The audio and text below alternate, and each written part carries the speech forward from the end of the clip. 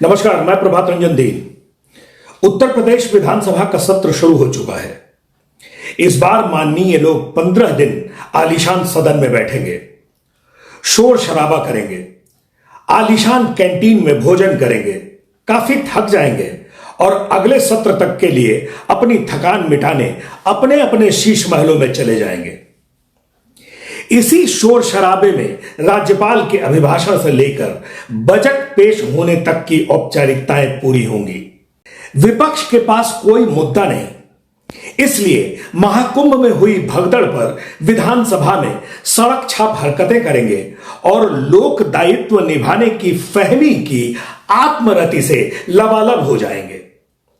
सत्ता पक्ष महाकुंभ के आयोजन पर इतराएगा और 50 करोड़ श्रद्धालुओं के संगम में आयातित जल स्नान पर इठलाएगा। इन्हीं तथाकथित लोकतांत्रिक खींचतान में उत्तर प्रदेश में कुपोषण से किशोरों की मौत का अति संवेदनशील प्रसंग विधानसभा के पटल पर आकर भी अप्रासंगिक रह जाएगा।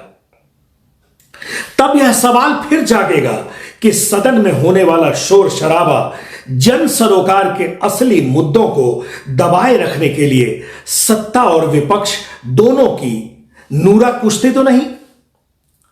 चलिए, जनता के इस सवाल को जनता से बहुत दूर जा चुके विधानसभा के भाव पटल पर उछाल कर आगे बढ़ते हैं। आजमगढ़ स्थित मेहनगर विधानसभा क्षेत्र की विधायक पूजा ने उत्तर प्रदेश में किशोरों की कुपोषण से होने वाली मृत्यु के बारे में सीधा सवाल पूछने के बजाय बड़े ही उलझे तरीके से, टेढ़े मेढ़े तरीके से पूछा। पूजा जनता की प्रतिनिधि है, जनता के सवाल सीधे होते हैं, लेकिन उन्होंने बहुत घुमाकर पूछा। जनता से जुड़े सीधे सवाल विधानसभा या संसद पहुंचते पहुंचते भूल भुलैया हो ही जाते हैं। आप खुद देखिए, विधायक पूजा ने सवाल कैसे पूछा। क्या उप मुख्यमंत्री यह बताने की कृपा करेंगे कि देश में कुपोषित तथा किशोरों की मृत्यु दर के आंकड़ों के आधार पर वर्तमान में उत्तर प्रदेश किस स्थान पर है? हाथ घुमाकर नाक छूने वाले तरीके से पूछे जाने वाले सवालों पर सरकार को जवाब देने में सुविधा रहती है। सवाल सीधा था, उत्तर प्रदेश में कुपोषण से कितने किशोर मर रहे हैं? इस सवाल को इतना घुमाकर पूछने की क्या जरूरत थी? खैर, सरकार ने भी इस सवाल के जवाब की सुविधाजनक जलेबी बनाई। कैसे बनाई, यह देखिए। सरकार कहती है, कुपोषित मृत्यु दर का आंकड़ा बाल विकास एवं पुष्टाहार विभाग से संबंधित है।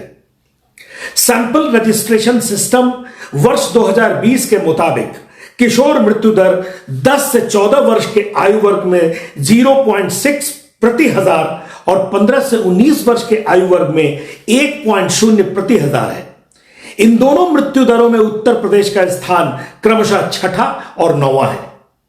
आपने देखा और सुना सरकार का जवाब, जबकि सरकार का सीधा जवाब होना चाहिए था कि 10 से 19 वर्ष के आयु वर्ग के 1000 किशोरों में से 16 किशोर कुपोषण से मर जाते हैं। जैसे सवाल पूछा गया वैसे ही जवाब दिया गया। इसके साथ जुड़े कई सवाल अनुत्तरित ही रह गए। मसलन, कुपोषण से किशोरों की मृत्यु का आंकड़ा राज्य सरकार के पास अद्यतन क्यों नहीं है? 10 से 14 वर्ष का आयु वर्ग किशोरों का है, लेकिन 15 से 19 वर्ष का आयु वर्ग नवयुवा होने का प्रवेश मार्ग होता है। उत्तर प्रदेश में 1000 नवयुवाओं में से 10 और नवयुवा होने का दरवाजा खटखटा रहे 1000 किशोरों में से 6 कुपोषण से मर जा रहे हैं। यह सरकार के लिए शर्म की बात है या नहीं? फिर आयकर भरने वाले लोगों के पैसे से मुफ्त का अनाज किसे और क्यों बांटा जा रहा है? कहां जा रहा है वह अनाज? इतने गंभीर और संवेदनशील मसले पर गैर जिम्मेदाराना जवाब की भी मिसाल देखते चलिए। विधायक पूजा ने इसी मसले पर पूरक प्रश्न में सरकार से पूछा कि इसे रोकने के लिए सरकार ने पिछले 5 साल में क्या किया। पूछा गया कुछ और जवाब दिया गया कुछ और। पूछा गया किशोरों की मौत रोकने के लिए 5 साल में किए गए उपाय के बारे में, लेकिन सरकार ने जवाब देना शुरू किया 5 साल की आयु के अति कुपोषित बच्चों के लिए चल रही योजनाओं के बारे में।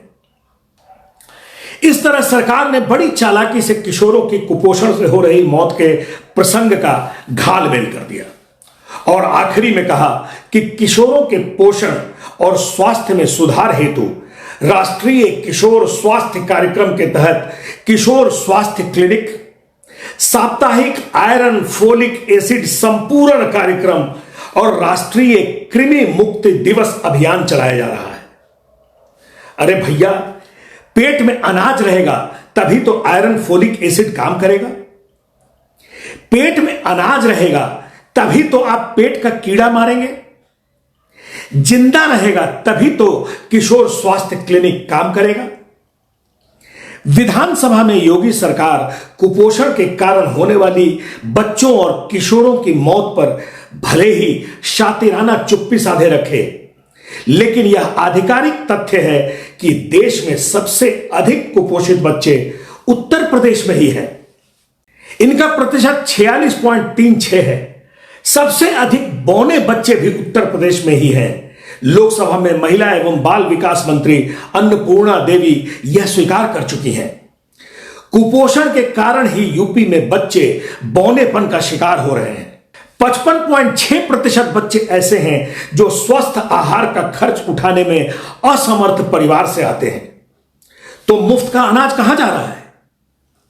दुनिया भर में हम ऊंचे कद की बातें तो खूब करते हैं, लेकिन इस तथ्य से आंखें फेर लेते हैं कि हमारे देश भारत में 5 साल तक के 37% बच्चे बौने हैं और 17% 5 साल तक के बच्चे अत्यंत कम वजन वाले हैं। भारत में जन्म लेने वाले 0 से 5 साल तक के बच्चों में से 36% बच्चे बौने हैं। यह ध्यान रखें कि देश में सबसे ज्यादा बौने बच्चे उत्तर प्रदेश में ही है। यह आंकड़ा ताजा है। पोषण ट्रैकर का यह आधिकारिक आंकड़ा जून 2024 का है। कुपोषण से होने वाले बौनेपन में शीर्ष पर स्थापित उत्तर प्रदेश के बाद लक्षद्वीप का स्थान आता है, जहां 46.31% बच्चे बौने हैं। महाराष्ट्र और मध्य प्रदेश में बौनेपन का प्रतिशत क्रमशः 44.59 और 41.61 है। बिहार और गुजरात में शक्तिहीन बच्चों का प्रतिशत क्रमशः 9.81% और 9.16% है। अत्यंत कम वजन वाले बच्चे सबसे अधिक यानी 26.21% मध्य प्रदेश में है। इसके बाद दादर और नगर हवेली तथा दमन एवं दीव में 26.41% के साथ दूसरे स्थान पर है। गोवा में बौनेपन की दर सबसे कम 5.84% है। कुपोषण से देश में हर साल 7 लाख से ज्यादा बच्चों की मौत होती है।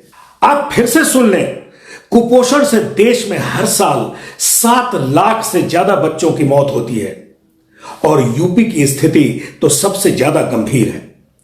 देश में सालाना करीब 14 लाख बच्चों की मौत हो रही है, जिसमें से 7 लाख से ज्यादा मौतें कुपोषण से हो रही हैं। इसमें उत्तर प्रदेश, बिहार और राजस्थान की स्थिति सबसे ज्यादा गंभीर है। भारतीय आयुर्विज्ञान अनुसंधान परिषद यानी आईसीएमआर की अध्ययन रिपोर्ट यह बताती है कि देश में 5 वर्ष तक की आयु के ज्यादातर बच्चे कुपोषण से ग्रस्त हैं।